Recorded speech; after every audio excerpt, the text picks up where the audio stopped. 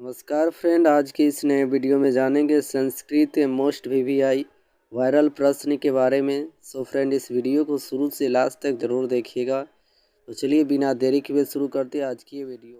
पहला प्रश्न है, कवि दामोदर गुप्त के अनुसार पाटलिपुत्र कैसा नगर है? कवि दामोदर गुप्त के अनुसार पाटलिपुत्र यानी पटना महानगर पृथ्वी पर बसे नगरों में श्रेष्ठ है। किसके बारे में कह रहा है कि श्रेष्ठ है? तो पाटलिपुत्र यानी कि पटना के बारे में। यहाँ सरस्वती के वंशज यानी विद्वान लोग रहते हैं। सरस्वती के वंशज यानी विद्वान लोग कहाँ रहते हैं? तो पाटलिपुत्र यानी पटना में रहते हैं। कवि ने इस महानगर की तुलना इंद्र की भरी पूरी नगरी से की है। इन प्रश्नों को आपको नोट कर लेना है और अच्छे से याद कर लेना है, डायरेक्ट आपको एग्जाम में छपेगा।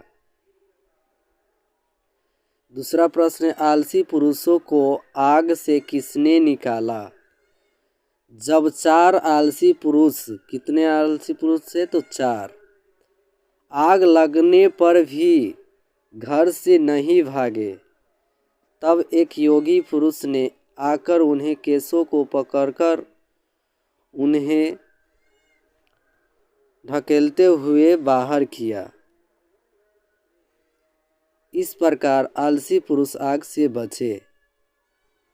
कौन बचाया? तो योगी पुरुष ने केसों को पकड़कर उन्हें धकेलते हुए क्या किया? बाहर किया। इस प्रकार आलसी पुरुष आग से बचे। ये भी प्रश्न मोस्ट वीवीआई प्रश्न है, तो इनको भी अच्छे से याद कर लेना है आपको। अगला प्रश्न है तीसरा, नीच मनुष्य कौन है? पठित पाठ के आधार पर स्पष्ट करें। ये भी प्रश्न आपके एग्जाम में जरूर छपेगा, तो इन प्रश्नों को अच्छे से याद रखना है। नीच मनुष्य का अभिप्राय निम्न जाति में, निम्न मतलब नीचा जाति, छोटा जाति, जन्म लेने वाले से नहीं है। सत और असत कर्मों में संलग्न रहने वाला मनुष्य भी नीच श्रेणी में नहीं आता है। जो बिना बुलाए हुए किसी सभा में प्रवेश करता है, क्या कह रहा है कि जो बिना बुलाए हुए किसी सभा में प्रवेश करता है,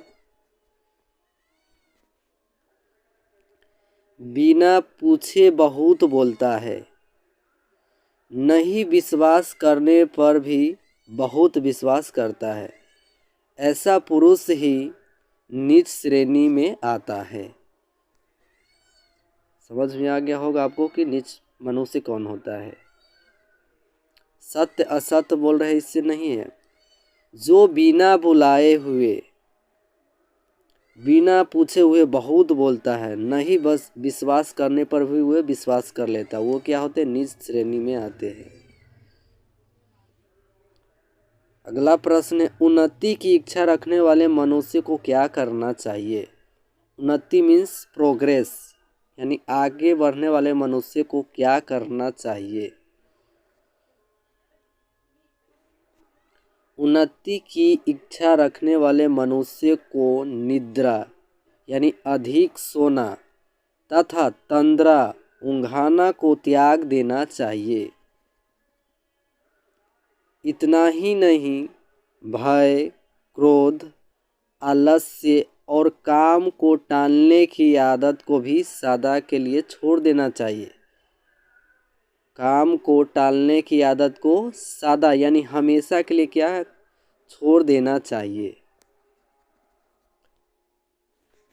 नीति श्लोकः पाठ में महात्मा विदुर का कथन है कि ये 6 दोष अवश्य ही छोड़ देना चाहिए। आपके एग्जाम की दृष्टि से मोस्ट वीवीआई है, इनको अच्छे से याद कर लेना है। अगला प्रश्न है, स्वामी दयानंद मूर्ति पूजा के विरोधी कैसे बने? स्वामी दयानंद मूर्ति पूजा के विरोधी कैसे बने?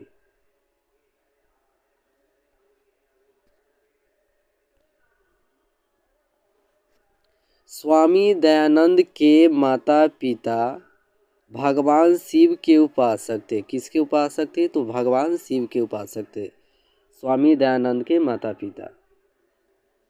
महाशिवरात्रि के दिन शिव पार्वती की पूजा, किसकी पूजा होती थी महाशिवरात्रि के दिन? शिव पार्वती की। इनके परिवार में यानी स्वामी दयानंद के परिवार में विशेष रूप में मनाई जाती थी। एक बार महाशिवरात्रि के दिन इन्होंने देखा कि, इन्होंने मतलब स्वामी दयानंद जी ने देखा, एक चूहा भगवान शंकर की मूर्ति के ऊपर चढ़कर उन पर चढ़ाए हुए प्रसाद को खा रहा है।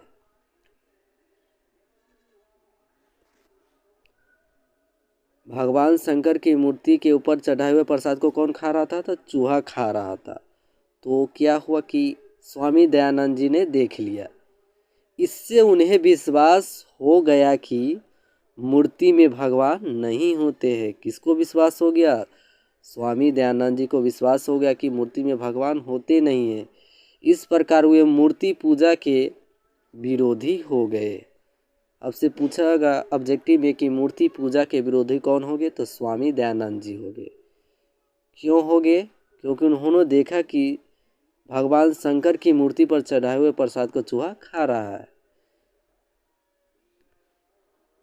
यह भी प्रश्न आपके एग्जाम की दृष्टि से मोस्ट भी आई है, अच्छे से इनको याद रखना है।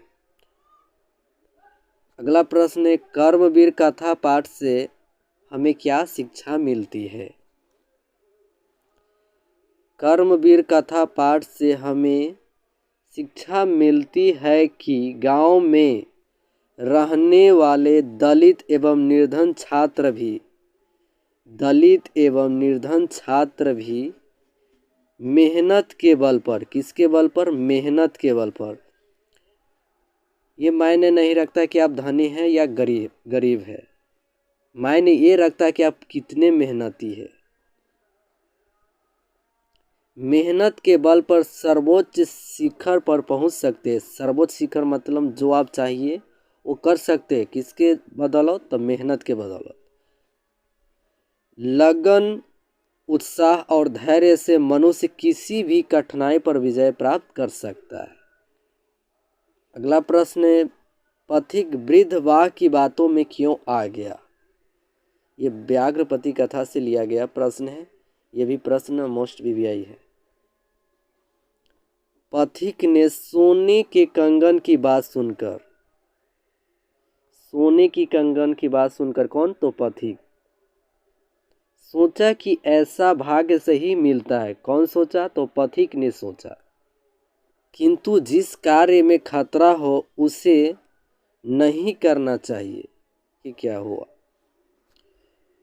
फिर लोभवश यानी उसको लोभ आ गया। उसने सोचा कि धन कमाने के कार्य में खतरा तो होता ही है। उसने सोचा कि अगर धन कमाना है तो खतरा उठाना ही पड़ेगा।